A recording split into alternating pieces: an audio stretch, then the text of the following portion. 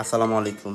আপনাদের কিন্তু অনেকেরই এই সমস্যাটা হচ্ছে। দেখা গেছে আপনাদের ফোনে নোটিফিকেশন আসলে আপনাদের এই যে ফোনের ফ্ল্যাশ লাইট জ্বলে, কিন্তু কল দিলে ফোনের ফ্ল্যাশ লাইটটা জ্বলে না। এখন এই বিষয়ে অনেকেই আমাদের কমেন্ট করছেন যে ভাই, আমাদের এমন কেন হচ্ছে, সব অপশন চালু করা। এখন আমি যতটুকু বুঝতে পারলাম যে আপনাদের এই সমস্যাটা হচ্ছে হয়তো আপডেটের কারণে। অনেকের আপডেট দেওয়ার পর এরকম সমস্যা হচ্ছে, অনেকে দেখা গেছে নতুন আপডেট দেয় নাই, এর কারণে সমস্যাগুলো হচ্ছে। তো আমি অনেক ঘাটাঘাটি কইরা অনেক সব কিছু দেখা তারপর যেটা বুঝতে পারলাম যে আপনাদের ফোনের আপডেটের কারণে বা ফোনের কোনো ভিতরের আপনার ইন্টারনাল প্রবলেমের কারণে আপনাদের এই সমস্যাটা হচ্ছে।